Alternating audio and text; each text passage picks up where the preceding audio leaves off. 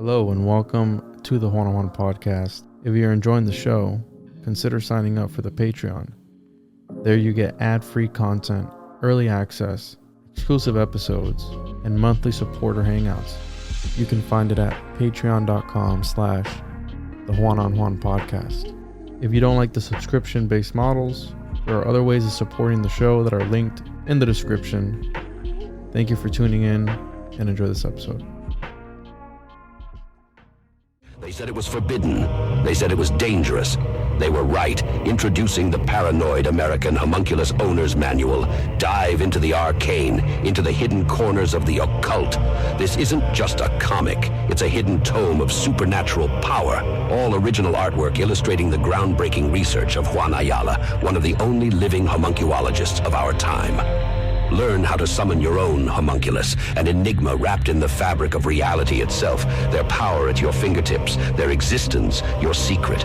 Explore the mysteries of the Aristotelian, the spiritual, the Paracelsian, the Crowleyan homunculus, ancient knowledge lost to time, now unearthed in this forbidden tale. This comic book holds truths not meant for the light of day, knowledge that was buried, feared, and shunned. Are you ready to uncover the hidden? The Paranoid American Homunculus Owner's Manual, not for the faint of heart. Available now from Paranoid American. Get your copy at tjojp.com or paranoidamerican.com today.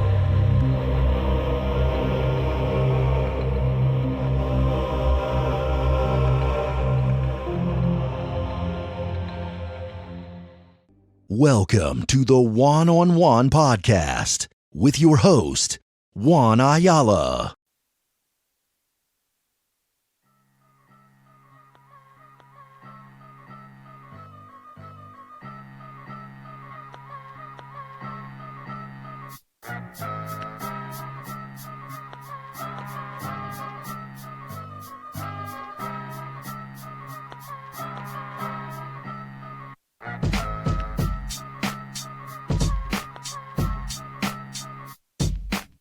There's this big private school at the top of the hill called Charterhouse School, and they had these massive woodlands that kind of flow down the hill, and then we were on the road below that. And just, as a kid, I'd play. You can go into the bottom of the woods, and there'd be like weird stuff there. You could just lurk around in the woods and play with kids. I remember I went there on my own one time because no one else was around, and I went into the woods, looked up, and I saw a figure standing in the woods that had this like skull head. It's the only way I can explain it. It was like almost like a deer skull, but big. You know, obviously it's too big for a deer kind of thing. So it could have just been someone with a mask on. So that was, but it freaked me out as a kid.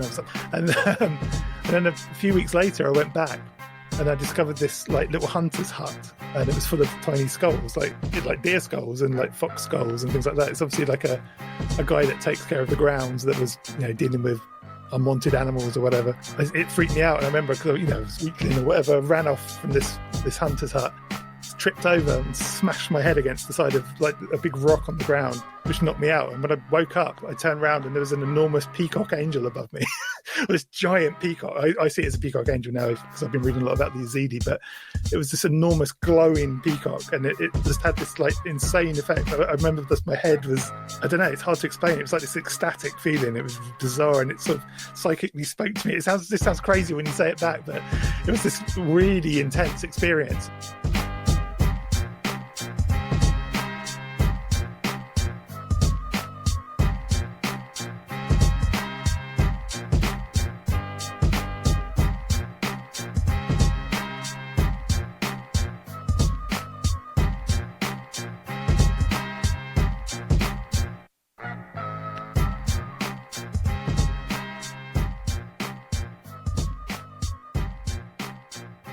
Welcome back to another episode of the Juan on Juan podcast. Your host, as always, make sure to follow the show at the Juan on Juan podcast on most social media platforms. tjojp.com is the website. Patreon.com/the Juan on Juan podcast. Make sure to get your homunculus owner's manual, your copy, tjojp.com. Got the comic book, Occultus Mundi, all that good stuff. Links are down in the description. And today joining me is Ken Eakins. And I said it right? I didn't fuck it up? Yep. All right. I was recently on his podcast, and we had a pretty good chat. So make sure to check that out. I'll link it down in the description as well. And I usually don't click with people, and he seems like a really nice guy. I enjoyed our conversation, so I said, "Hey, I know you've probably summoned some demons, so why don't you jump on my podcast and let's talk about it?" What's up, dude? Yeah, I'm all good, man. I'm the dirty occultist that you guys talk about all the time. A Crowley lover here, Ken is, right? Ken, you love Crowley? I don't love Crowley, but I've worked with his systems before, and I think he's misunderstood a lot, especially within, the occult communities, which is something we spoke about a little bit, but we can talk about today if you want. But yeah, definitely. Can you tell people where they can find you, Ken? And your podcast, your website, and all that good stuff. You got some great guests. Yeah, so it's, Right Where You're Sitting Now is the name of the show. It's based on a Robert Anton Wilson book. And but you can find us everywhere pretty much online at Sitting Now. So sittingnow.co.uk, Sitting Now on Twitter, Instagram, all that sort of stuff. So just look for Sitting Now, one word, and you'll find us. Awesome. We've been going for a long time, man. We've been going since 2000. I'm just really lazy. So we back in the day, like podcasts, you didn't actually have to do them weekly. At least that's what I told myself. Really? We're just hitting like episode 93. Oh, there you go. There you go. This week. And I gotta hit the button because Illuminati confirmed. There you go. Episode 93. Yeah. I just revealed myself by accident there, but episode 93. But we're doing it regularly now. Basically, we used to do it sporadically, and we used to do other shows as well. So it's weekly again now, which is good. And Ken, I know you said that are you an ex-occultist? Are you still in? What's going on? Can you tell us a little bit about what made you take the jump to actually join one of these organizations, if you are or not still part of it? Because this is a question I get a lot, like reading all these texts, learning about the occult, learning about magic. Is it not tempting to make you want to join and make you want to actually do and participate in these ceremonies, rituals, whatever you want to call it? What made you go like, I want to do this, I want to take the dive? I think you sort of I was a member of something called the OTO, which was a group that Crowley took over. He didn't start the OTO, he took it over, and then sort of infused it with his philosophy, I suppose you could say. But the reason I joined was because you spend, as you know, you can get pretty lonely just reading these weird old texts, and it kind of makes you feel a bit like an outsider, I suppose, all the time. So it's quite nice to have a social group of people that you can, just largely. I mean, the ATO is largely a social group rather than a working group. It does do magical workings, but generally it's like a discussion group with initiations, and then they do a ritual called the Gnostic Mass whenever they can, because they're quite hard to do. But so it's not like a sort of hardcore, every time you meet up, it's not like you see in the movies. It's largely a social group. And it's funny because they say that too about Freemasonry and how it's just a, what do they call, like a frat group or a fraternity or whatever it's called, where they just a bunch of gay bros coming together to do gay stuff, right? I mean, that's because Masons are a little bit different though, because they're much more popular. So they have and they have many branches. So it's not, you don't just join Masonry and do the main. You do join Masonry and you do the main sort of degrees, but then I think you're expected to, because I'm not a Mason, but from what I know, you're expected to then branch off and start your own like lodges, or and they can be anything. I mean, they can be charity groups, or I think there's actually hardly any mystical groups in the Masons, from what I can tell. There's like a few, like a handful in the world, but I mean, I could be wrong. I'm not a Mason, so. And it's kind of hard to think that, right, in the conspiracy realm, the term Illuminati is one with, it's like a blanket term now. The Illuminati isn't just one thing, which it was a group back then. There was one group, but now it's they clump everybody in there, secret societies included. Freemasons, I think, are at the forefront of this. I guess, I don't know if you want to call it an attack, but whenever anyone's first getting into Freemasonry, into the conspiracy realm, the first thing that they go for is, the Freemasons are behind it all. And the way I look at it all, bro, it's like, if these entities, I'm going to call them entities. If they are lizard people or not, who knows? But if these entities or these groups are as smart as they claim to be, don't you think that maybe they'd be more secretive or more secret and more elusive than everybody nowadays? When something breaks out in the community, they're an expert of whatever that thing that week was. You know, this week it's fires and directed energy weapons. Next week it's going to be airplanes. The next week after that it's going to be wildfire. Who knows what it's going to be? But and everyone just jumps on it like, oh, we figured it out. Like this is and I'm not one to talk because one of the things that I look at is symbolism and the way that it's used in media, the way it's used in cinema, the way it's used in all these different places. And to think that they're not using it to manipulate people's mind, because as you know, the subconscious is sort of a realm, right? Like I grew up, I don't know how old you are, but I'm 29 and I grew up watching all these cartoon shows, like for example, Yu-Gi-Oh! And like Pokemon and all these different, right, growing up. And turns out like in Yu-Gi-Oh! It's about banishing people to the shadow realm. And it's like, well, the shadow realm is actually a real place that you can actually visit and go there, right? Once you start reading about these sort of things, you know what I mean? But again, back to this whole idea of people decoding everything and knowing how everything, I don't think so. I think that there's obviously some bloodline attached to all this, right? I don't know if it's the Merovingians or whoever. I don't know, but I think that there is a lineage that goes all the way back. And I've been looking into my genealogy as of recently and my last name and the Ayala family. And it's like from some place in Spain. I was born in Puerto Rico. And you're really the Rothschilds.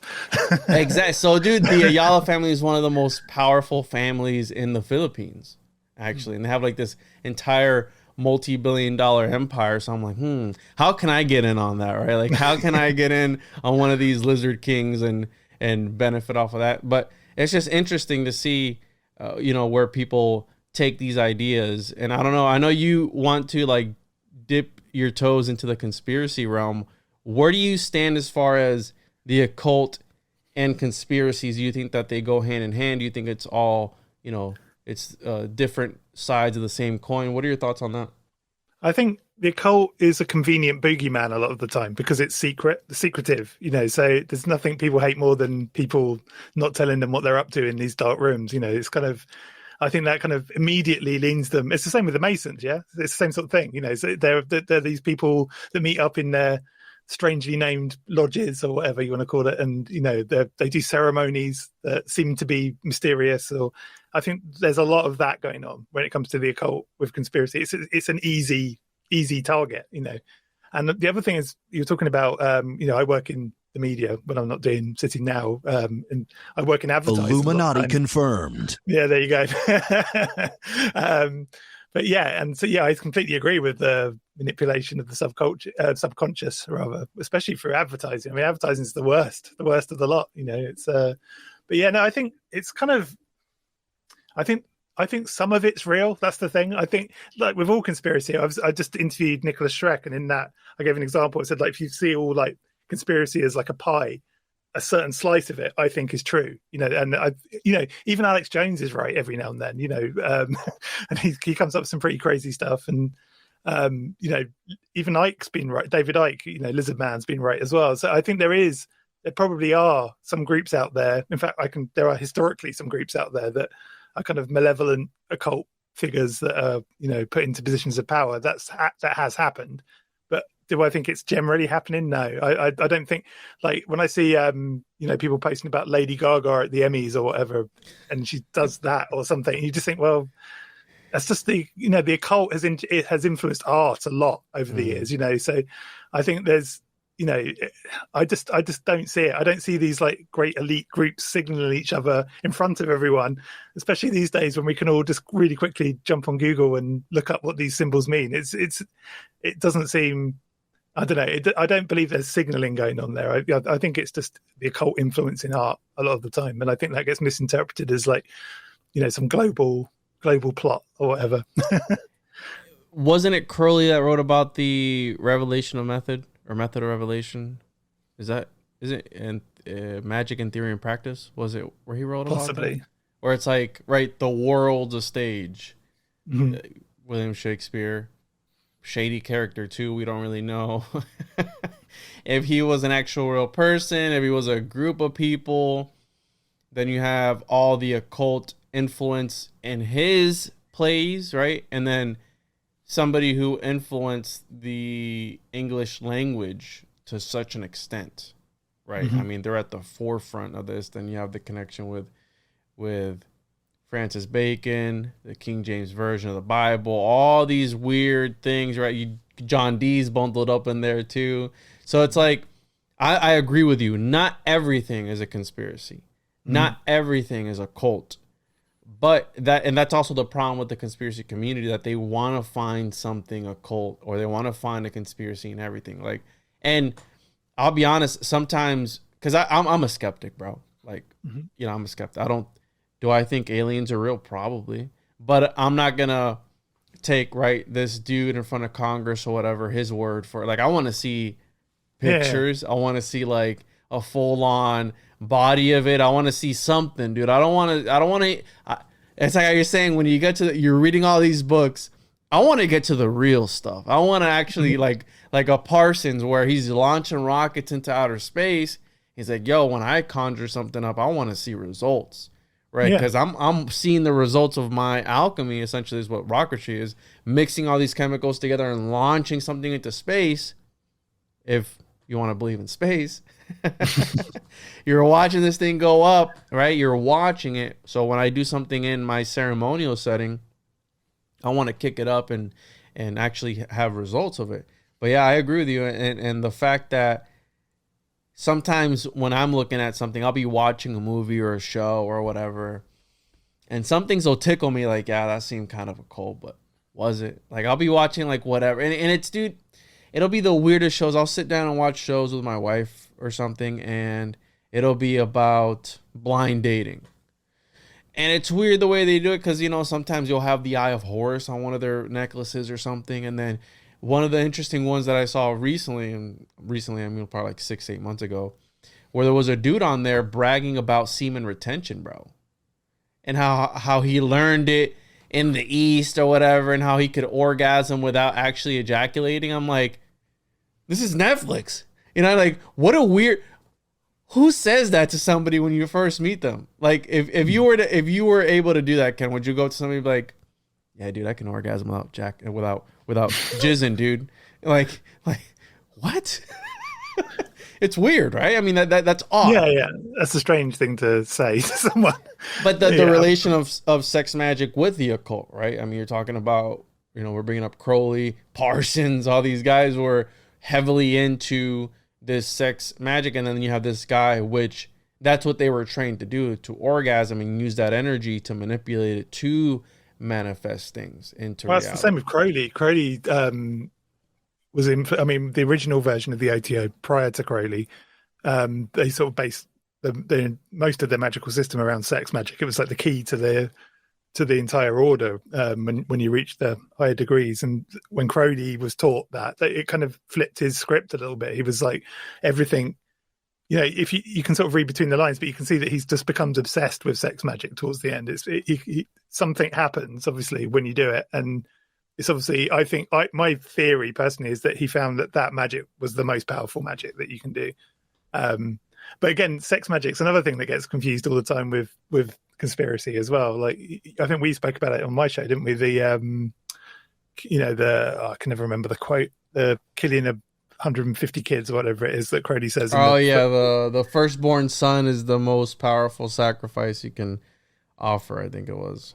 Yeah, and but I mean, what people forget is that when Crowley's writing that kind of stuff, he would, if he'd put in plain English, masturbate or use menstrual blood, which is. But you're already saying sacrifice your firstborn child. Why not just say pull?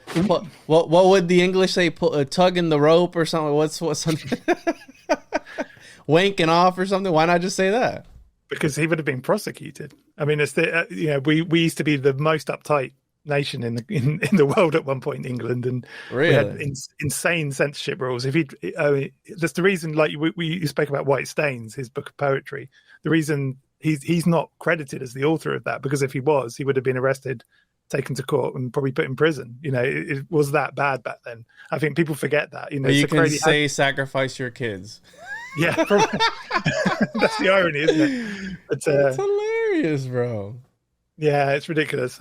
Yeah, I mean, it's just, I don't know. I'm not completely, because I've got problems with Crowley as well. The more I read, the more I think about him as a person, the less I like him, actually, if I'm honest. But, but he did come up with some interesting, well, in fact, he revolutionized kind of Western esotericism, really. Yes. People don't like to, give him that credit, but actually he did. He synthesized all these systems together. He brought things like, meditation and yoga and things like that into popularity. He's a kind of transgressive figure, which can annoy people, but at the same time, he's also, he actually did the stuff. He went out into the world. He, traveled around. He met the people. And then brought it back with him and synthesized it into a magical system that's still very popular to this day. So he obviously did something, of note there. But I think the problem with him is the way he treated people was horrible. He wives killing themselves. You've got it's really bad. Anyone that seemed to kind of get up towards his level, it would be immediately dismissed. A man that's all about destroying his own ego seems to have a terrible ego when it comes to other people. Getting anywhere close to him, kind of thing. That's where I lose my kind of respect for him. I think it's in the way he kind of conducted himself, rather than his writings or his system. But that's I guess that's a personal thing. Some people see, there's a load of apologists out there. I mean, my co-host, for example, one of my co-hosts is a massive Crowley apologist, and I'm always telling him off for it. But it's like, I'm a bit more of a realist. If someone's a dickhead, I'll call them a dickhead. No. If you're a piece of shit, you're a piece of shit. It doesn't matter how you put it. And the one that really gets my nipples in a bunch of snowdrops from a curate's garden, that one is super disgusting. And again, I forgot, I think I talked to you about on your show, where it's like, all right, let's say that this bizarre censoring, that you can say certain things but you can't say others, which, I mean, about this, we all know about it in this community, especially when we're posting things on YouTube or social media. Things do get censored. I mean, that is an actual thing. So that's why everyone should follow the RSS feed, right? If you're watching this on YouTube or wherever this is going to be, Rumble, Rockfin, follow the RSS feed, because the RSS feed is never, you can get deplatformed, but the RSS feed is always there. So if you have a Podcasting 2.0 app, you can tap right into the RSS feed. You don't have to go through any of these other platforms that, again, are ruled by the lizard people. So they don't want this information out. So make sure to subscribe to the RSS feed. But this idea of trying to get around the wording, the verbiage, whatever, I can see that, because the whole thing with the alchemists, which were occultists, I mean, that was a secret society as well. That was a group of selected individuals that would have access to knowledge that not a lot of people could have access to. And that's why they would encode it in all these crazy writings, poems, right? Crowley wrote a lot of poems, stories, plates, right? Illustrations that they were writing, like all these different things that are encoded in symbolism. And they were speaking something. Now, some people would say, like with Crowley, right? He was just probably really high on whatever drug he was on and writing about these, like Paracelsus. A lot of Paracelsus writings, they say it was him under, I think he was addicted to, I forgot what he was addicted to. I think something of the poppy, or I think he describes it. I think it might have been opioids, right? Like the poppy. Yeah. So it's poppy seed, and it would be opiates. Yeah. Yeah, he was addicted to that. So the dude was blasted off his mind, like 24/7 in his alchemical lab, probably trying to conjure up a homunculus or something, right? The same thing could be said of Crowley. We know that he was addicted to substances towards the end of his life. But yeah, I mean, again, that's another one that I sound like I'm defending Crowley the whole time here. I'm not. We're just having a conversation. Turn into my co-host. No, the reason he was a heroin addict, because he was a heroin addict, let's call it what it is, was he had incredibly bad asthma, like real bad asthma that, crippling asthma that would just knock him out for days and days. And back then, the prescription for that illness was heroin. That's what a doctor would give you. He would give you opiates, or yeah, it's like, you look into it, it's really bizarre. So he was prescribed heroin. He wasn't buying it illegally. I think he may have been buying it illegally later, but he was actually prescribed heroin by his doctor. And it's again, that's another thing. I think a lot of people say, "Oh, he died penniless and as a heroin addict, and that means he was a complete failure." And it's like, well, no, he was sort of put in that position by a doctor. It's a very, as we know, it's like ridiculously addictive drug, and he's prescribed it. That's the honest truth about it. And because, right, if we are to accept that, and I'm going to quote Manly P. Hall here, where he goes, "Woe to that seeker who accepts as literal the rambling allegories of the alchemist." It's like,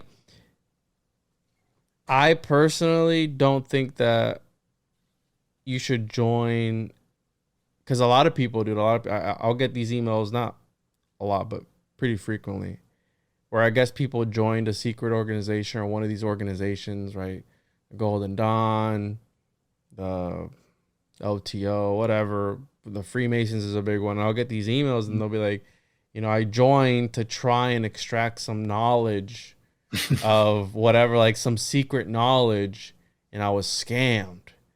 And I'm like, I personally don't think that you need to join any organization to try and get secret knowledge, right? I don't think that even exists anymore, because a lot of the things have already been written down.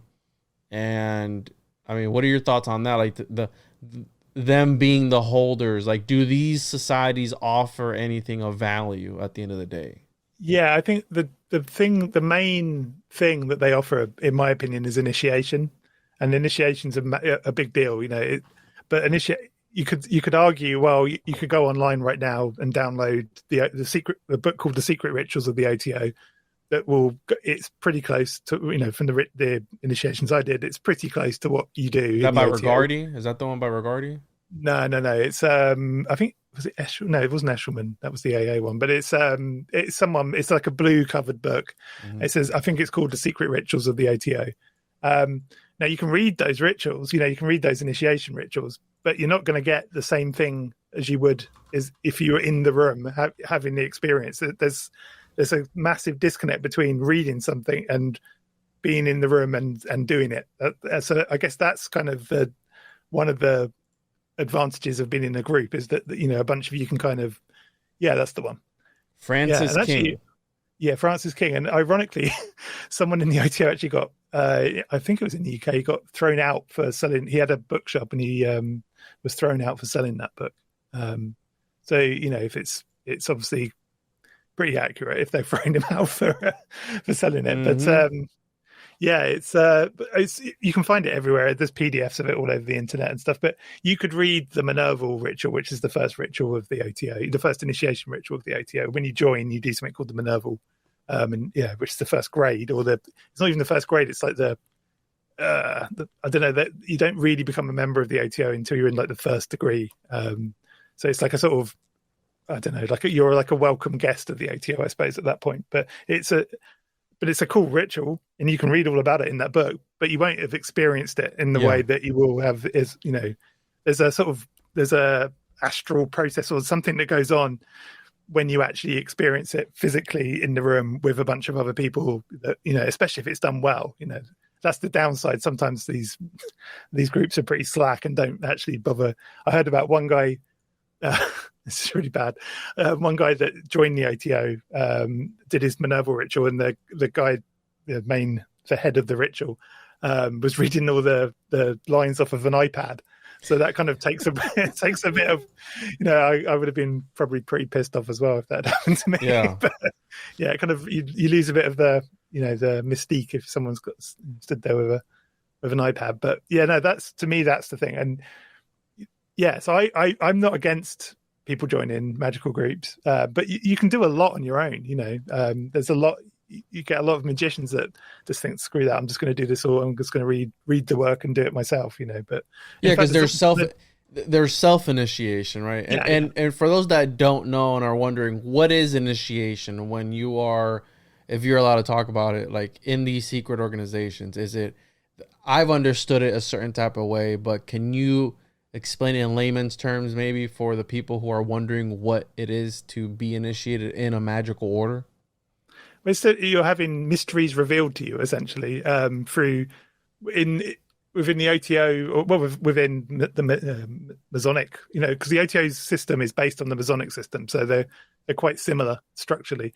But the idea of them is that you're slowly having mysteries revealed to you, via these kind of they're fairly personalized rituals, because you're the focus of the initiation ritual. Generally speaking, all this kind of ritual has been done around you receiving this information, and if it's done in the right way, it's very powerful. It really sort of leaves a print on you, kind of thing. Like, I can vividly remember all of my initiations, and because I was very lucky that the people that did them were really committed to it and performed it well. And it's like going to see a bad play. If you go and see, you can be like the best play that's you've ever that's ever been written. If you've got a bunch of dud actors doing it, it's a letdown. So I just got lucky. I had some good actors, technically doing mine.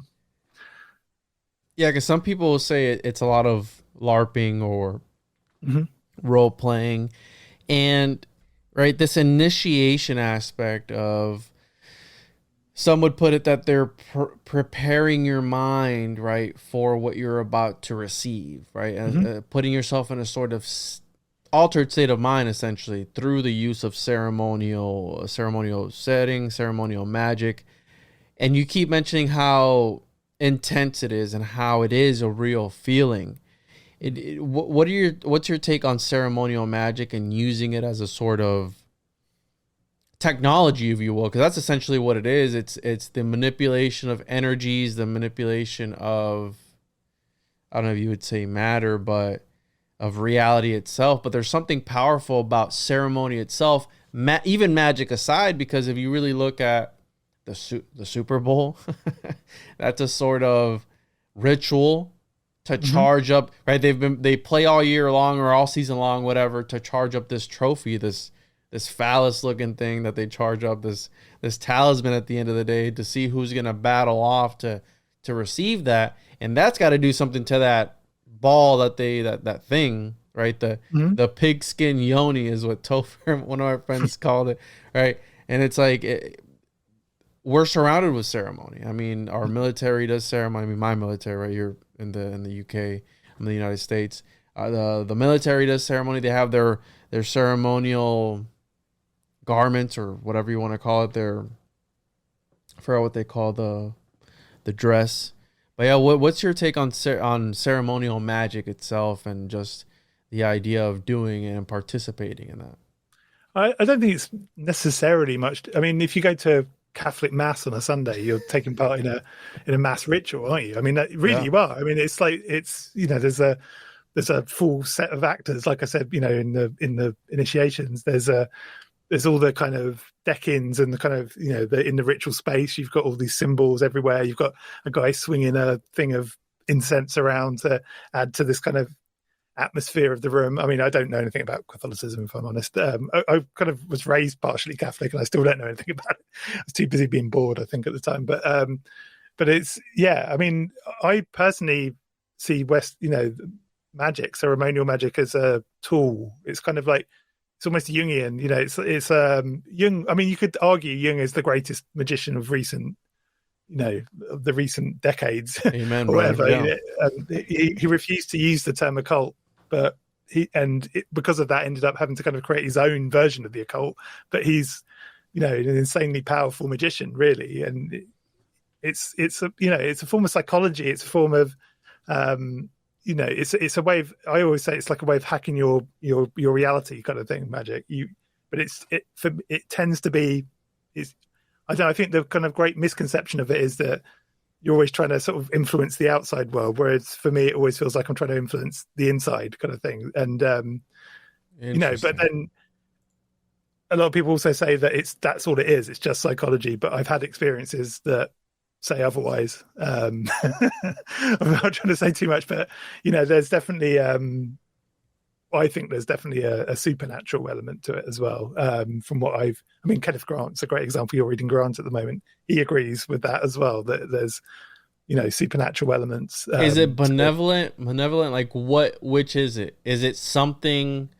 Is it God? Is that what the G is at the top, right? With the Freemasons? Is that what that's supposed to symbolize? When you're in that setting, does it feel good? Does it feel evil? Because like when you start, because a lot of, again, I'm looking at it from the Christian point of view, but a lot, if it's not of God, if it's not from the Bible, if it's not the Holy Spirit, it's demonic. So automatically it's demonic. Yeah. Are you guys in, because you have the whole theurgy aspect of it, right? The theurgical aspect where you're trying to invoke help from above, right? From another reality, another dimension, whatever, to come and change reality down here that we're interacting with. Is that what they're doing? Are they calling on something? Would they be calling what's their God? This is like the big question of the occult, isn't it? It's so it's like, is it? Yeah. How do you explain this? So it's like, is it all inside your head? I mean, Lon Milo DuQuette has that great quote. I think we mentioned it when you were on my show as well, which is, it's all in your head. You just have no idea how big your head is. So it's kind of, for a lot of people, it's just an internal thing. So that's a hard question to answer. We should. Well, because I'm reading at the moment. I'm reading Fritz Springmeier, and that's a heavy one right there to unpack. And he gets into the Solomonic, I think it's the lesser key, where even in that, right, you're talking about Jung and how he was able to interact with his inner demons. He even talks to the devil and all these archetypes, where at the end of the day, it's like, hey, this is all you. These are all aspects of you that you're interacting with. And you're just, again, going about it a certain type of way. And I 100% agree with you with Jung and his approach to it, where it was an academic approach to the occult aspect. And he was dealing with forces that, again, some would say is us. Some would say that they're from up above, wherever that is, or down below, however you want to face it. But then you get into the whole bicameral mind of where supposedly the idea of these ancestors speaking to people back then was a section of the brain. Because if you think of, I've always thought about this, like, you ever see those movies like Aliens, Prometheus, where the technology is almost organic, right? When you look at it, it's like an organic type of tech, like their ship is like organic. And I look at the brain like that, like some organic type of tech, where if you were to be aboard that alien ship, you wouldn't know how to take off, or they have to plug their spleen into it or something, like, to get it to work or whatever it is. And it's like the brain, you can't tell me that we 100% know how it works. No, I mean, dude, it's something so bizarre. And the reason why brain surgeons have people doing things as they're operating on their brain to make sure that they don't, whoopsies, they don't hit the wrong playing operation in real life. They don't take the wrong part out, right? I mean, that just comes to show we don't 100% understand. We haven't been able to prove consciousness yet. I mean, that's the most basic thing. I mean, this is, we can't even prove it exists yet. So how can we possibly understand something we can't even prove? It kind of goes against the basic scientific principle, really. But I think, when you're talking about angels and demons and things like that, I think a lot of the time it's just a mythological framework that people work with. That angels and demons were the language of the time when, this stuff was being written. Crowley was raised, a Christian. He was Plymouth Brethren, which is a really intense Christian sect. And for a long time, until for a very long time, the only book he was allowed to read was the Bible. There was that kind of, version of Christianity. He was only allowed to read the Bible. So of course his language is going to be steeped in Christianity, and so some say you need a mythological framework to kind of hang this stuff off, so that you've got some archetypes to identify with. So, in the OTO or in, Crowley's work or Golden Dawn work, you're constantly seeing crossovers with the Bible, with angels, with, the names of angels and all this kind of stuff. Yeah, all the time. And it's like, well, that's because that was the thing at the time, and what's interesting would be like, what will magic be like in the future? Because we're obviously moving away from Christianity a little bit in our popular culture, at least. So what is the new version of magic going to be? Like, what are the newer versions of angels and demons going to be? Or, what are they going to be called? Magic may not even, in 100 years, magic may look completely different to what it looks like today. And that's kind of interesting to me. Yeah, I've always thought about that. And I think that's what draws me to the whole Typhon. That's what alchemy is interesting about as well. Just to cut you off there, the thing I find fascinating about alchemy, which if I'm completely honest, I wasn't that interested in looking into like the history of alchemy until I started watching your podcast, and I've started to. It's some fascinating stuff. I mean, like I was reading about the Count Saint Germain. I don't know if you've. That's an interesting story, and there seems to be this thing where alchemists never seem to actually die. They seem to sort of officially die, and then couple of years later they crop up in people's memoirs and things like. Oh yeah, and that's one of the other aspects of alchemy, and Jung was obsessed with alchemy too, right? More of a he believed it to be, and it's interesting because as recently I was reading from the Theatrum Chemicum, and there was a commentary in there on the first verses of Genesis from an alchemical perspective, written by this bibliophile, an alchemist and translator, Gerard Dorn. And I recently translated that text. And when I started digging deeper into who Dorn was, this Gerard Dorn guy, turns out that it's the most cited alchemist that Carl Jung cited in his works. And while traveling, he would have copies of the Theatrum Chemicum, which the first volume makes up are a lot of Dorn's work. And Jung writes about having this first in 1930 something, 20 something, whatever, when he was traveling, having these works with him to study. And the way that Jung approached alchemy was more of, he believed that they were having effects, not in physical reality, but in a psychological way. So again, almost like tricking yourself into this state of mind, initiating yourself into a state of mind. Mm-hmm. But that was his framework then, wasn't it? Instead of having the kind of occult or biblical framework, he had the psychological framework. So it's that same kind of thing. He's just using that framework to interpret the occult. And you see it all the time. There was the guy, I've forgotten his name again, the gateway process guy, Robert Monroe. If you watch interviews with him, it's really fascinating, because I watched this really long, there's like an uncut long interview of him on YouTube. I'll send you the link to it. But he starts off by clarifying almost immediately, I'm not interested in the occult or supernatural or paranormal or any of this kind of stuff. And then he goes on about how, had this out-of-body experience after, because I think what he was doing was he was trying to create a tone or like a binaural hemisync is what they called it. Yeah, but before that kind of came by accident. I think initially he was trying to create a tone that would send you to sleep or help you sleep. It was like a sleep aid essentially, because he ran I think he was he made broadcast equipment for radio companies, or they ran radio stations or something like that. But as you watch this interview, he starts to become more and more mystical, because he talks about his experiences and how he's been kind of initiating himself through this system, that he's going on a magical journey essentially. And by the end of it, he's talking about alternate dimensions and what happens to you after you die. And he starts talking like an occultist.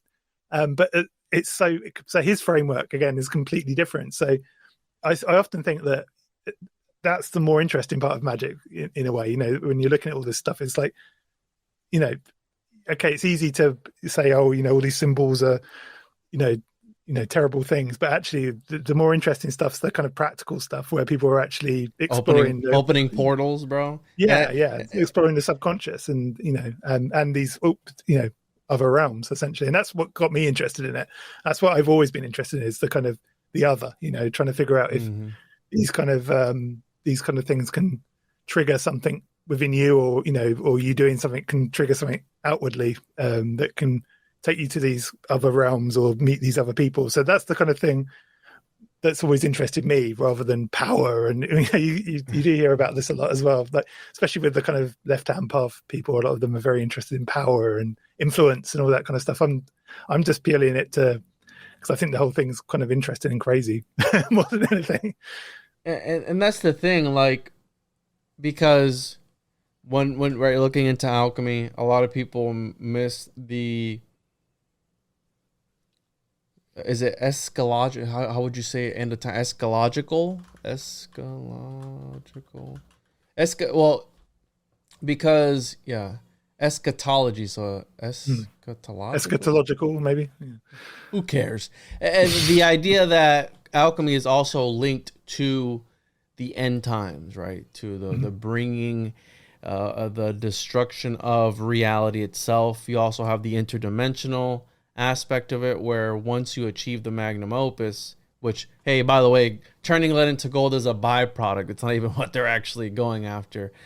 You are able to, how you say, you can escape you can achieve immortality, and you become one of these ascended masters, if you will, one of these people that are outside of reality, that every now and again, right, they'll peek their head through the ass cheeks of reality, as I like to call it. They'll peel spread the cheeks, and they stick their head on. They go, hey, Ken, we see you trying to achieve this magnum opus. You're on the right track, brother. And then they disappear back into nothingness. Or they'll give the alchemist a hint. You have Paracelsus writing about this, this Elias Artista, this Rosicrucian Messiah almost type of thing. They call it the bombastic Messiah or something like that. I forgot what they called it. But then again, you have that literal aspect of it, the practical alchemy of it, that you're actually transcending reality. And then you have the symbolic aspect. No, Elias Artista was the great conjunction of 16 and it was supposed to symbolize the new age and all this. So it's like how you're again, Manly P. Hall, these alchemists are working on 4 different layers of reality all at the same time in order to achieve this end result. It's like, but which is it? Where are your intentions also? Like, your intention is also an important one of that. And I've been studying. It's everything in magic. Intention, I think. I've been studying, what's his name? Let me find his name here. I've been studying Adam McLean and his courses on alchemical symbolism. And again, I've got like 5 of these books. He's an OG in the realm of alchemy. And some things have been really standing out to me when it comes to actually studying this sort of work, and a lot of things that I wouldn't have otherwise thought of. And maybe I might do some videos on it, because I think that people get like caught up in the exoteric, right? And sometimes you got to dive deeper for that esoteric. And that's the problem. Like, in order to dive deeper, you might have to join one of these societies or something in order to be around. Because how you're saying, there's something about reading a book on PDF versus reading an actual physical book in your hand. There's something about that experience of turning the pages, sometimes licking your finger and turning. Right? There's something about that. It's talismanic. Yeah. So, yes. And like, even me, when I talk about like journaling and how writing the experience, and I think that's what they're trying to take us away from with all our phones, the typing, the keyboards, all this stuff, take us away from the actual writing. And again, I'm a hypocrite, because my tablet, it's a tablet, but it's like writing on paper. So it's like, it's kind of weird. But the point is that this experience of actually writing it out does something to your mind, right? Your subconscious. Well, it's like one of the Crowley early on, if you're getting into Crowley's system of magic, he tells you to keep a dream diary, and even the act of going and buying the blank book does something. It has some sort of effect on your dreams. It's really bizarre. And the more you try to recall your dreams, the more you write them down, the more vivid they become, and the more it's like it activates the ability to remember them in a better way, and you start to really interact with your dreams and experience them in a totally different way. And that's all you're doing. There's no sort of occult to it, as it were. There's no magic or no kind of like secret magic. You're literally just writing down. Well, writing is magical too, Ken, and that's why I think that all these books exist, and I call it interdimensional literature. And one of the things that really stood out to me one time on a podcast was I have a buddy of mine who owns a metaphysical, esoteric, occult bookstore down in South Florida. And he told me that all these guys were interpreting symbols, and I'm not going to give it a good paraphrasing, but essentially that they were understanding symbols that they wouldn't have otherwise been able to understand, almost as if they were tapping into some collective together. And like this Egyptian influence on all these secret societies, like the Freemasons, right? The Egyptian, right? Like, were the Egyptians onto something? Was that symbology onto something on like a much deeper level? Was it doing something to the subconscious? And like the idea of the Egyptians, right? And we're taking essentially I find it bizarre too that sometimes you have these archaeological digs and they're able to flesh together so much from like just a skull and like a jawbone of these entire people. Like, I wonder if whenever they find my skull and jawbone, if they're ever going to be able to be like, this dude was a podcaster. He was spitting some hot alchemical fire on that mic. It's like, you know what I'm saying? Like, from that little piece, they're able to extract someone. But then you have societies like Skull and Bones, where they have the skull and the bones of people. But yeah, the idea that these, I think it was around the time when the Nag Hammadi library and the Dead Sea Scrolls around that time. And I think that had something to do with Crowley too, didn't it? Like, wasn't he talking about something that it was like shortly after they found the Nag Hammadi or the Dead Sea Scrolls, one of the two? Again, possibly, yeah. I mean, it lines up time-wise that, the Nag Hammadi was, they're kind of, wasn't it found by a guy? 1945, Nag Hammadi, and then the Dead Sea Scrolls was found in discovered 1946, 1956. So I mean, Crowley was still alive. 1946, just barely holding on by a thread. Literally, he's died in 47. So yeah, but he would have.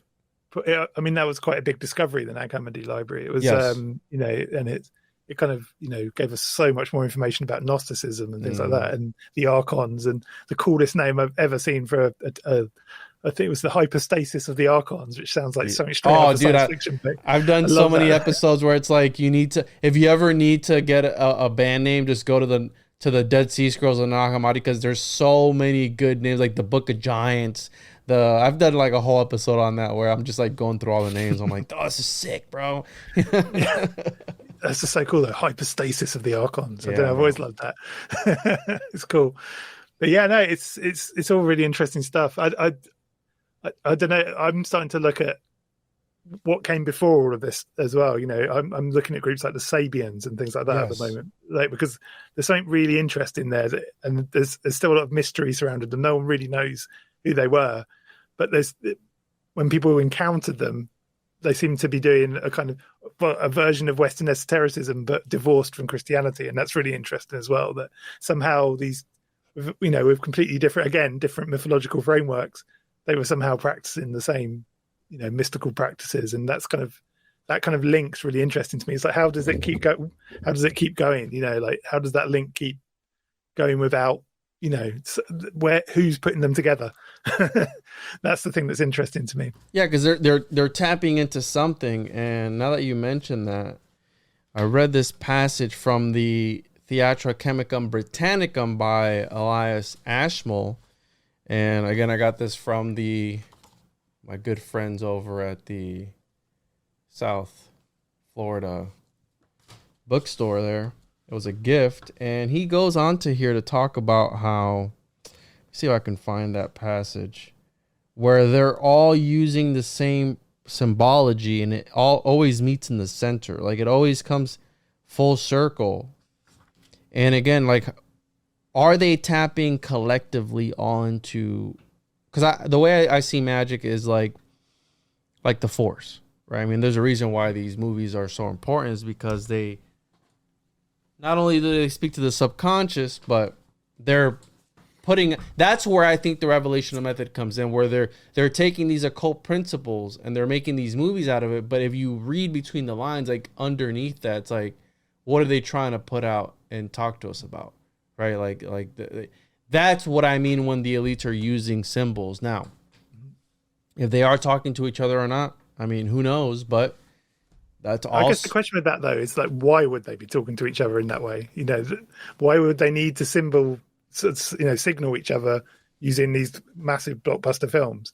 Well, think about it, Ken. Alchemy, right? We're talking about the manipulation of, essentially, alchemy is the manipulation of matter. Mm-hmm.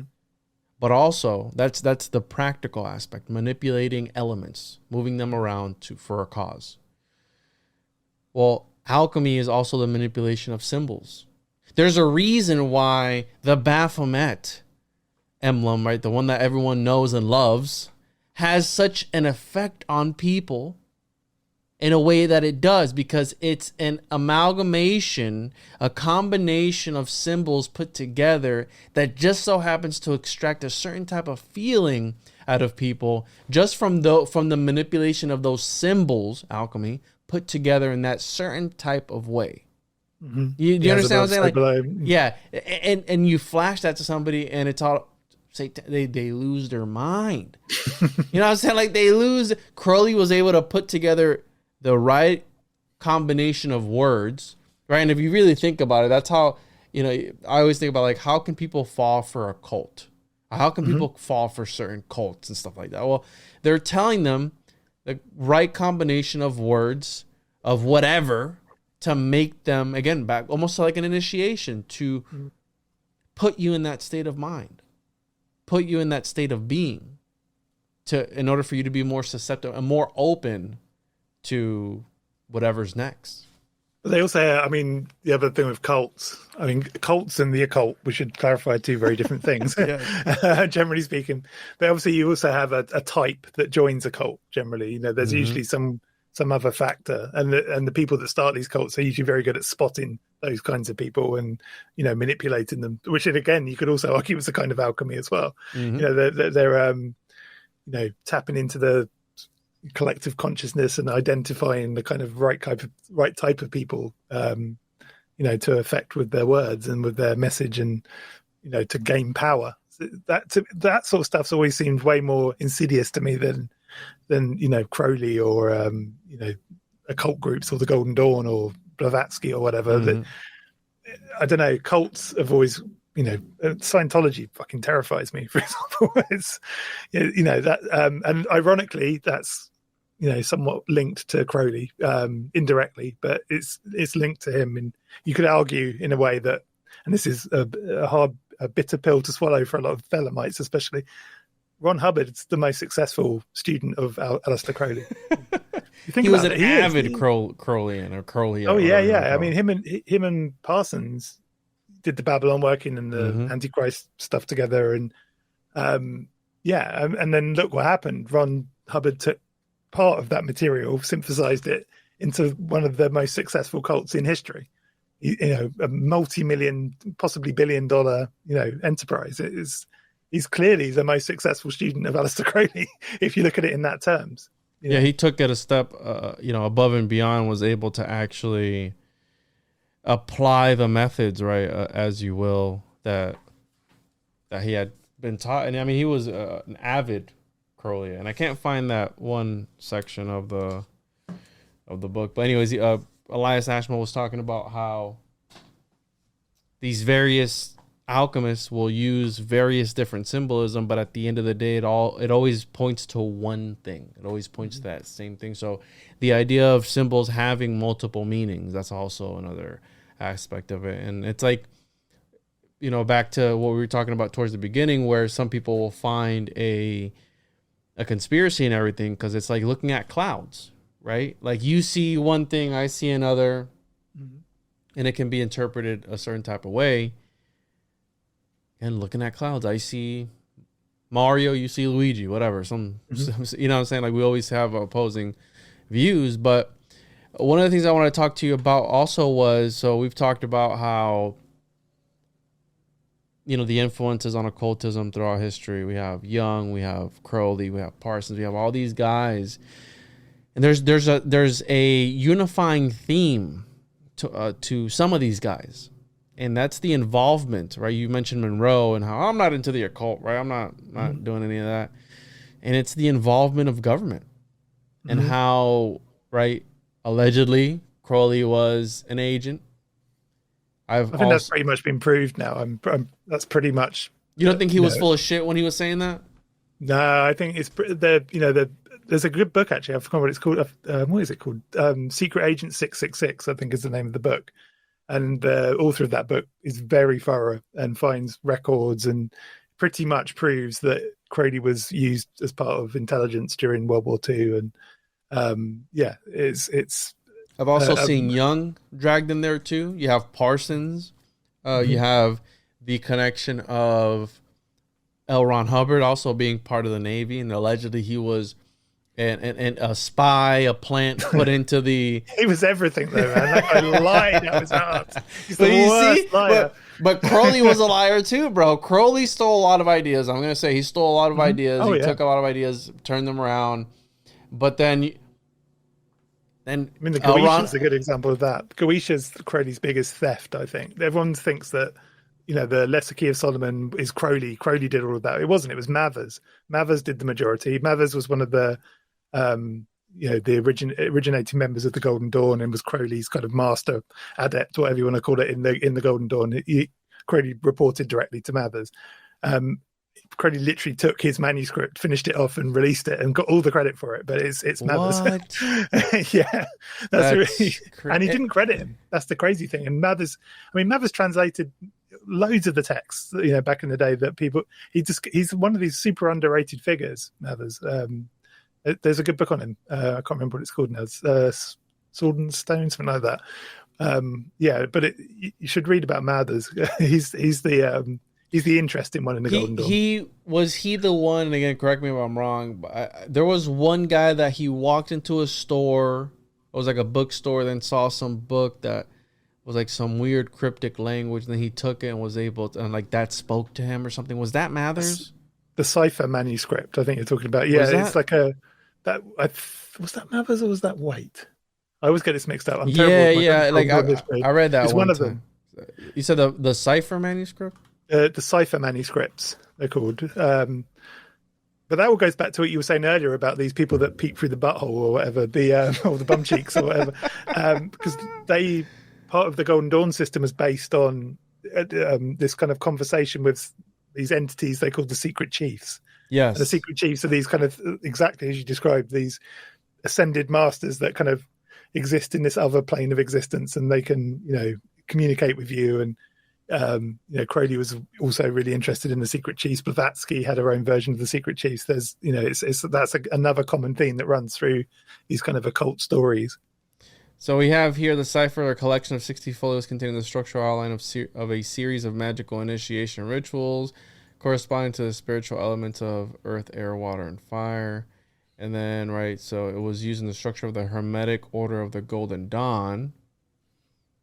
Who translated them? So William Wynne Westcott, a London. Westcott. It was Westcott. Okay. Yeah.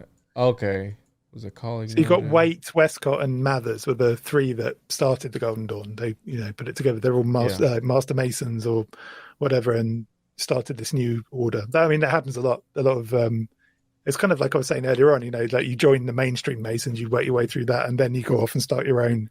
This dude was a hardcore LARPer. Look at him wearing his little. Oh yeah. Great, some of these costumes, they look really funny.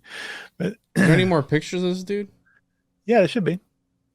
That's him. He was a nerd, bro. 100%. You know, the famous story of Crowley is when he was at Boleskine, which is a house in Scotland on Loch Ness. He was doing something called the Abramelin working, it's this giant ritual Yeah. where you, by the end of it, you're meant to be able to achieve knowledge and conversation. Your of holy guardian angel. But famously, he didn't finish the ritual, left it undone. You know, he didn't close it off. He didn't. But the reason he didn't finish it was because he was called to Paris by Mathers. You know, Mathers was I can't remember why now. I'm terrible with my Crowley history, but there was some emergency and Crowley was called away. But it was Mathers that called him away. So so he's and that's how we have the Loch Ness monster, bro. Yeah, apparently so. He opened up a portal on the Loch Ness and was able to. I mean, that house is, you know, if you watch, there's a really good document. Well, it's actually not a good documentary, but it's got some interesting stuff in it. I think it's called The Other Loch Ness Monster, and if you look on YouTube, it's on there somewhere. But that's shows you the whole history of the people that lived at Boleskine, and there's loads of people that killed themselves that lived there. Sorry, what's the YouTube friendly term? It's fine. I'll censor it. Yeah, censor me. But the you know, there was there was that, and then people. Jimmy Page bought it. You know, the guitarist for Led Zeppelin. He was a huge Crowley fan. And then the fact he didn't actually live there. He moved a family in there, and the stories they tell are just, you know, just crazy stuff going on in that building. So something was left like lurking around there, and something was open. A can of worms is open, and so right, you have John Dee also involved. Right, there always seems that the government is involved to a certain degree with this occult aspect, this thing, where you always have and again, back then you had the court astrologers and all, you know, the magicians or alchemists. You had Rudolph II with his whole court of alchemists. Well, I know you wanted to talk about, what is it, municipal municipal magic, or municipal occultism. Yeah, I mean, that's something that fascinates me, is when governments, I mean, the Monroe thing's a classic example of that. The CIA spent quite a lot of time looking into the Gateway experience, and you're wondering, why are these, you know, these government groups interested in these occult technologies? Ian Fleming, the writer of James Bond, wanted to hire Crowley to interrogate defected Nazis, using his reputation or whatever it was to kind of freak them out, or, you know, use occult methods to. Really? Yeah. That's another recorded. Because they also have that's the thing about like 007. How that's to John Dee. Yeah. How it's so steeped with, like, not the actual. I mean, I haven't watched any of the movies, I'll be honest, but the stuff surrounding. They have like a whole James Bond tarot. And I know, again, they have the whole John Dee was the original 007. I've heard rebuttals to that it actually wasn't. Again, I mean, it's whatever you want to believe. But this idea, again, of the government being involved in occultism, that's always interested me, because, again, back to the beginning, if it was all bullshit, Ken, if none of this worked, right, if none of this stuff worked, then why even be open to it if it is all just that's one thing I can bring to this, is it does work. Like, things happen when you do this stuff, and that, I mean, I can contest it. I can, you know, any of the guests I have on my show will tell you the same thing. It works. It's just what's happening. That's the thing. That's the big question a lot of the time. You know, it's like, depends on it all comes back to this kind of mythological framework, this idea of, like, how are you interpreting it and what was your intention when you did it? I've had experiences I cannot explain, you know. Show me where the entity touched you, Ken. Please tell the listeners right there. But, you know, I've had some experience. I mean, I think my interest in all this stuff came from experiences I had before I was even into magic. You know, I had an experience where I still to this day cannot explain what happened. And it was, so I sort of sought out answers through magic, I suppose, you know, trying to figure out, okay, that was a really intense experience. How can I make that happen again? Or how can I access, you know, how can I interpret what that was? So I often think that magic is like a way, it's just a guidebook. It's helping you interpret these kind of strange entities or strange, you know, experiences that I think a lot of people experience that just don't have the language to explain, or they don't have the tool set to examine it properly. And I think magic kind of gives you that kind of that tool set a lot of the time, well, part of the tool set at least, and it's the other thing. I mean, this is something Crowley was obsessed with, is it's repeatable. You hear about people having experiences because they did this ritual. Well, you can go and do that ritual and have that same experience. So there is, it either works or it doesn't work. It wouldn't be hanging around for so long if it didn't work. But then the other thing that's interesting is Christians have the same experience. When people claim that they've experienced the touch of God, or they've met Jesus, or the Holy Spirit, I can attest to that. I've experienced that, so I know what you're talking about. And again, it was obviously in a different setting, but I have felt the ecstasy or whatever. It's something in the air. It's weird to explain, but there's something in the air when the Holy Spirit is in the house, whatever we called upon, that came down and it was interacting with people. That's a real thing. I mean, that I can agree with you on that. And did you have a paranormal experience or something? Would you call it paranormal or? Yeah, I had this. It's in the same place. I had two different experiences. So I was fairly young, about 12 years old, where my father lived. There was like a big private school up. He lived in quite a posh town in England, like a well-to-do area called Godalming, and there's this big private school at the top of the hill called Charterhouse School. And they had these massive woodlands that kind of flow down the hill, and then we were on the road below that. And as a kid, I'd play. You can go into the bottom of the woods, and there'd be like weird stuff there. You could just lurk around in the woods and play with kids. And I remember I went there on my own one time because no one else was around. And I went into the woods, looked up, and I saw a figure standing in the woods that had this like skull head. It's the only way I can explain it. It was like almost like a deer skull, but big. Obviously it's too big for a deer kind of thing. So it could have just been someone with a mask on. So that was, but it freaked me out as a kid. And I was like, what the fuck's that? And then a few weeks later, I went back and I discovered this like little hunter's hut, and it was full of tiny skulls, like deer skulls and like fox skulls and things like that. It's obviously like a guy that takes care of the grounds that was, dealing with unwanted animals or whatever. And it freaked me out. And I remember, because, it was a weakling or whatever, ran off from this hunter's hut, tripped over and smashed my head against the side of like a big rock on the ground, which knocked me out. And when I woke up, I turned around and there was an enormous peacock angel above me. This giant peacock. I see it as a peacock angel now, because I've been reading a lot about the Yazidi, but it was this enormous glowing peacock, and it just had this like insane effect. I remember just my head was, I don't know, it's hard to explain. It was like this ecstatic feeling. It was bizarre, and it sort of psychically spoke to me. This sounds crazy when you say it back, but it was this really intense experience. And I remember that just changed me that day. It was something happened that day where I was like, okay, that's proof to me now. I know that there's something weird going on that we're not seeing. I've never thought about peacocks before, apart from maybe seeing them at a zoo or something. So why the hell is this enormous peacock? And so then years later, I discovered that there's an entire community, like a Islamic sort of spin-off community that worships this giant peacock angel and the Yazidi. And and then so feared by the Islam that Islam, basically committed genocide against them. ISIS went in and sold, broke up the community and sold the women into sex slavery and all sorts. It's like, so something was freaking out that group. There's something there in that kind of stuff. So I don't know. It's like, so that was the first thing that really happened to me. That really made me start to look at the weird side of things rather than just following the pack, as it were. It kind of dislodged me from reality or something. It did something weird to me where I just sought out that kind of stuff, and it was just like a natural thing to go into magic for me. And that area that you were in, that wooded area, does it have any sort of, is there any indigenous people over there in that area?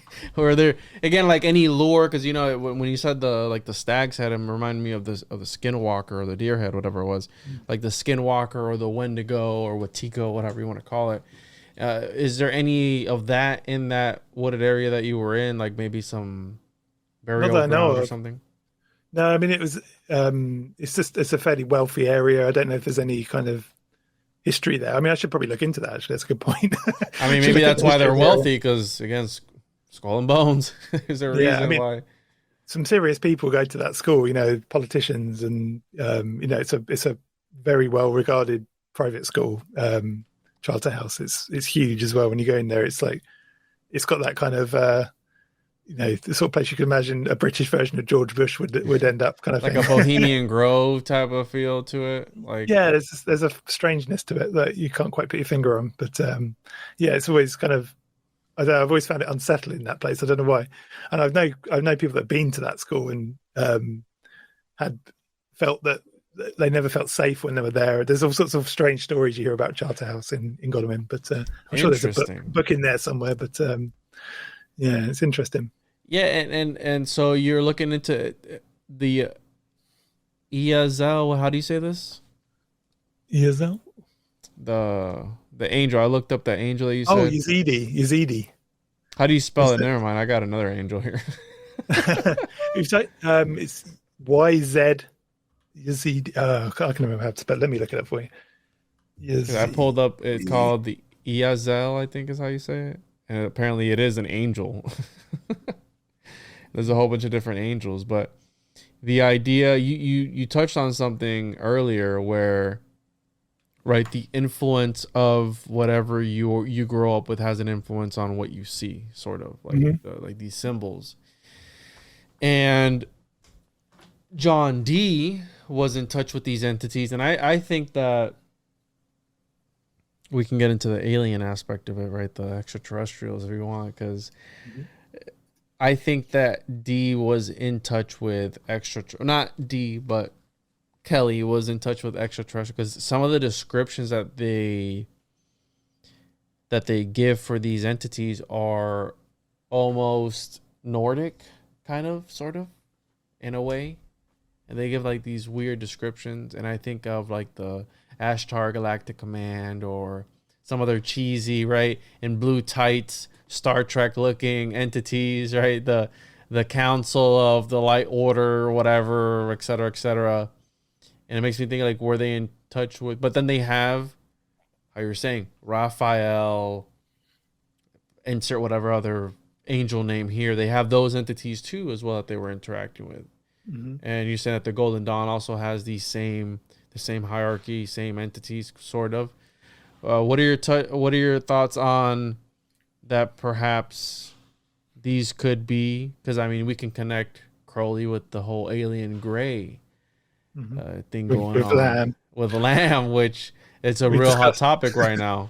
Yeah, I mean the best source for this kind of stuff's one of the best sources is Alan Greenfield, who, if you're a Hellier fan, you'll know him. He was in season 2 of Hellier. He's the guy they go and see that wrote a book called Secret Cipher of the Euphonauts. But generally speaking, and this is something we talk about a lot on our show, is there's this kind of snobbiness within the occult world where they kind of almost want to be respected like science is respected. You know, they want it to be seen as a serious thing, and they don't want any kind of connection with the UFO phenomenon or paranormal kind of, supernatural elements. They want it to be a serious art form almost, or psychological tool or whatever. But the thing is, you can't separate the two. It's impossible. Like, if you do enough actual magical working, you're going to see stuff that you can only describe as paranormal. You will see, things that you would generally describe as aliens, maybe. So it's kind of it's impossible to disconnect the two. I'm convinced that you do one and it causes the others to happen. And that's what Greenfield's hypothesis is, that through occult ritual you cause UFOs to appear. And actually, I assume if you had the ultra-terrestrial hypothesis, this idea that they're not coming from space, they're coming from like a interdimensional realm or a thought form realm or whatever. That to me seems the more likely. Well, for me personally, from the experiences I've had through Magick, that would definitely line up, and that's definitely what Greenfield also seems to imply. Have you? So you told us about your experience as a kid in the woods. You saw this thing on 2 occasions. You saw one that you couldn't explain. The second one, obviously, you couldn't explain. Have you been able to replicate this during your magical workings? No, but I guess it's through my interest in the occult, I've tried to figure out what it might have meant symbolically, and I'm still working on that. But I've seen other, through doing, and the weird thing with magic is it tends to happen. It doesn't happen the way you think it's going to happen when you do encounter something. You might be doing all these grand rituals or whatever, and meditating on a certain thing, and then actually it's something really small that can cause something to happen. Like with me, I was going through like a period where I wasn't really doing a great deal of magic, but I was still keeping up this one ritual every day called the lesser banishing ritual of the pentagram, which is almost like a cleansing ritual. You do it, in the morning and the evening. There's two versions of it anyway, but it was from doing that I had the most powerful experience. This was like real basic ritual. I woke up one morning and I saw this entity just sat on my desk in my room, and I was like, it was the weirdest experience, and had a mild telepathic conversation with it, which was, but again, it's like I was in this kind of almost hypnagogic state, where you're sort of, so again, is it just the dream world coming through into, bleeding through into reality? So there's always questions like that, but that felt very much like a supernatural experience. I'd never imagined an entity like that before. So the fact that it appeared was really bizarre, and it seemed really out of place with my usual psyche, as it were. So to me, that was like successful contact, if you want, in that sense. And that's the idea that Jung had, where he would enter this sort of, I forget what they call it, active imagination, a daydreaming state where you would put yourself in this hypnagogic state where you'd be kind of, slumped over type of thing, and you could start in sleep and awake. It's that kind of bit.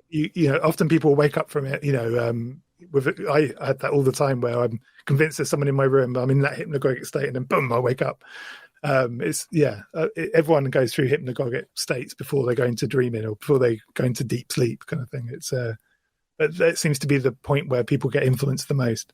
Yeah, and it's weird too, because you have Grant talking about how these entities that you're interacting with, right, the great old ones, whatever, that they appear differently to you depending on which state you are in. So the reason that they are so grotesque in your waking state is because you're not meant to interact with them in this waking state.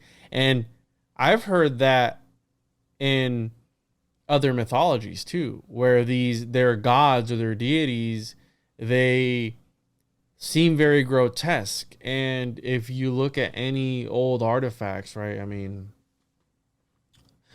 Babylonian, Mesopotamian, whatever, they always seem almost, again, some people would call them demonic, like these statuettes that they make or whatever. And it's like, no, that's the way they interacted with their god. So you're almost seeing like this parallel, again, of occultism, Western occultism, but in my thing where I've seen it in Caribbean spirituality, Taino spirituality, where it's like the people of the indigenous people of Puerto Rico, and they're right, academics are writing about this, and it's like, me being me, I'm like, I know this other stuff. It's like, that sounds awfully similar to what I've heard Kenneth Grant talk about, right? Mm-hmm.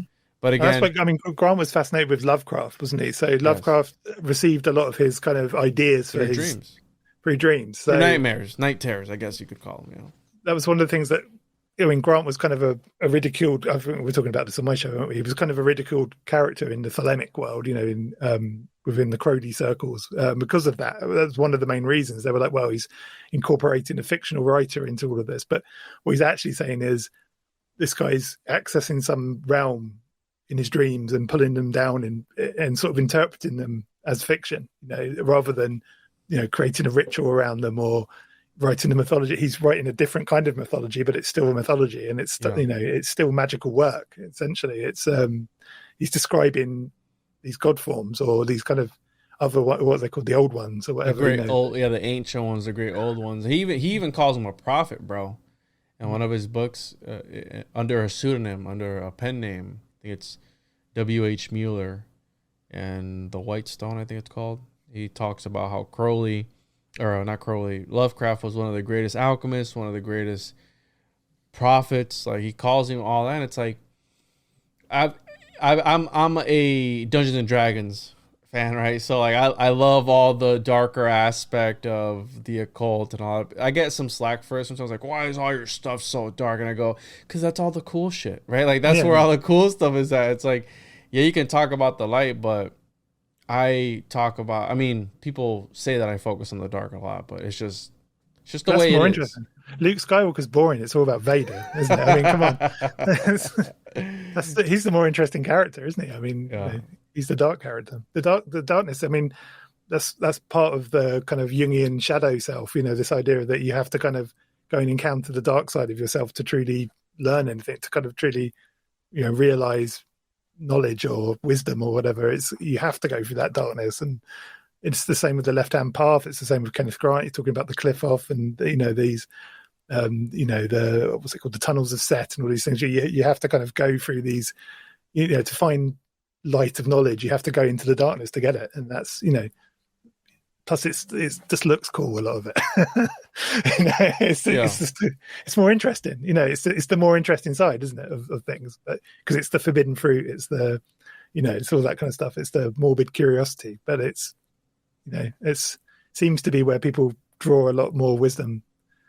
Than I heard that one time where it was something, I don't know if they were quoting Jung or not, but how. Right, once you encounter that dark self, it's going to reveal to you all the secrets of reality. But it's like, it goes back to that pack, I'm drawing a damn blank. What the hell's the guy, the Deal with the Devil? What's the name of it? I can't remember it. The guy that wrote Mephistopheles and why can't I remember it? Not Faust. No. Yeah, the Faustian Pact. There we go. God, yeah. Lee. The Faustian Pact was like, how far are you willing to go to learn all the secrets? And again, that's a question I get a lot too. It's like, dude, don't you want to try? You're talking about homunculus. You're talking about all these different things. Don't you want to make homunculus? And I'm like, I don't know. Maybe I already have. Who knows, right? And maybe that's how I was able to make the homunculus owner's manual. So, and again, I get called out a lot too because I've been referred to as like an armchair occultist, which I don't really care. But the idea that, right, you have even in the cryptid community, you have the people who are on the ground boots researchers, and then you have the people who just tell stories about it. Like those two go at each other, like, oh, well, all you do is tell stories, and I'm actually in the woods trying to find Bigfoot or whatever it is that they're trying to find. And what are your gatekeeping? It's just gatekeeping, isn't it? You get it in the magic world as well. It's like, oh, you can't possibly talk about the occult because you're not doing it. It's like, well, then why do we write books about it for people? It's ridiculous. It's of course you can talk about it. There's a lot of people, you've encountered one recently that they don't give occultism a particularly good name necessarily, in that sense. I think they should probably be a bit more open to discussing. So I think people in general would have a better view of magic and occultism if people were just a bit more open and less kind of protective and weird about it, all the time. I think, a lot of this mystery and this confusion happens because it's so secret all the time, where actually if people were a bit more, less gatekeepery with it, I think it would probably be less of a taboo subject, maybe. And to wrap this up, Ken, what are your thoughts on the cryptid phenomenon? Do you think that's also can be related to the occult and this magical way of thinking? Because I know that Grant talks about this too, like these Typhonian teratomas that roam the tunnels of Set from failed magical experiments of the Nephilim and the giants and all that. There's that Montauk project. That's a good example of that, isn't there? Where that was essentially like this kind of municipal occultism. Yeah, again, it's meant to be a government project where they're time traveling and doing all this kind of stuff, and they accidentally bring this beast into reality, and it destroys the Montauk project. And yeah, so I mean that stuff's really interesting. There you go. That's Camp Hero. Incident at Montauk. Although there's a bit of a dodgy side to that story. Have you heard the story about Preston Nichols, the guy that? No. So that book there at the top, you just had back the one with the horse. Yeah. I have this in PDF. I haven't read it though. It's really interesting. It's mainly based on the story of a guy called Preston Nichols, but it's actually put together, I think, by a guy called Peter Moon. He seems like a decent guy, but Preston Nichols guy was apparently he basically his theory was that all these people were involved with the Montauk project, but they didn't know they were members because they'd been deprogrammed or whatever, or programmed. And he was like helping these boys get deprogrammed, and it was all very he said, she said, huh? No. He was doing things to them that that type of stuff. Yeah. So you should look into it. It's the Y Files, the YouTube channel, did a really good sort of expose on that. But the actual main story is interesting though, because there appears to be evidence. Like, for example, on the Camp Hero, where the Montauk project was allegedly based, there's no record of a tunnel system. Yet in Preston Nichols's version, there's these tunnels underneath Camp Hero, and then people, once they opened it up, people found tunnels under Camp Hero. So there's definitely something going on there, and it's like, I don't know, it's really interesting. But the big part of that story was that this, for doing these kind of more modern versions of ritual, they brought this giant beast that just couldn't be stopped and destroyed the entire of Camp Hero, and it's a really interesting story. But again, Greenfield's a good one when it comes to cryptids and the occult. It's not something I've looked into massively, if I'm honest with you. You interviewed Greenfield, right? Didn't you? A couple of times, yeah. He's been on the show. Yeah, I haven't listened to that. I'll have to check those out. And it's funny because before I went on your show, I had already listened to your podcast, and I remember when we jumped into the call before we started recording, I was like, "Yeah, dude, I've heard about this guy," and it's like I saw on this YouTube video.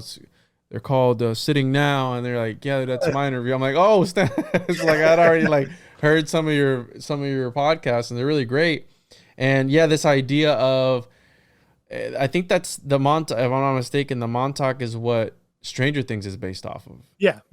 And the ray that opens up the portal they're called the keys. So almost like a goetic, the keys of Solomon type of thing. I mean, again, it's all steeped into this, but the idea that this was an actual thing, and it's also tied into the Philadelphia experiment too. Is that the other one? Yeah, I think it's something to do with two members of the Philadelphia experiment, which is, if people don't know what it is, it was a project to send a warship back in time. It's like a time traveling. It was a project to make it invisible, wasn't it? And it accidentally got sent back in time. That's the theory with it. Eldridge too. Yeah, the Eldridge. Yeah, which is you can't make this shit up. But yeah, it's and then apparently two people fell off the boat or something, or got stuck back in time, and then they're involved. It's a really complicated story, but the book's great. You should definitely read the original Montauk Project book. It's excellent. And then look into Preston Nichols and make your own mind up. Yeah, I'll be honest. I haven't, I've read about this. I've heard people talk about it, but I've never actually done like a dive on it. And that's pretty definitely funny. One of the more interesting ones. It's technically a conspiracy theory. It's like the old fashioned, because I'm old enough to remember when conspiracy theory used to be totally different to how it is today. It's like completely changed. It's like after 9/11, everything changed with conspiracy theory. It went dark. It went kind of, dark, basically. Yeah. Before that, it was a subculture, it was like a very left wing as well, which is it's kind of, everything's flipped the other way around now, but but yeah, it used to be about UFOs and secret government projects and, all that kind of stuff, like Area 51, bro. Yeah, Area 51. What's it called? I always get it wrong. L something, the underground, is it El Dolce? Something like that, bro. Yeah. Underground wars going on between the government and aliens and shit. There was all that kind of stuff back in the day. And, then Ike with his reptiles and all this kind of stuff. But then, it's gone in a different direction. But, it's gone nuclear sense, right? It's like mainstream now. Yeah, I mean, you've got literal people that never would have been interested in this stuff, interested in it. Like, middle American housewives are interested in QAnon and things like that. It's fascinating, but it's it's I don't know. It's also dangerous to a degree. Yes. I think, which is why I think you have to kind of correct it when you can, kind of thing, and hopefully steer, because at the end of the day, everyone just wants truth, don't they? Really, it's just everyone's on a path to their own truth or the universal truth or whatever. So it just feels like conspiracy at the moment. It's going through like a dark an even darker way of finding that truth, like we were talking about earlier. It's almost like this going through the darkness, and hopefully it'll come out. They're all the other coming end. true, bro. Yeah.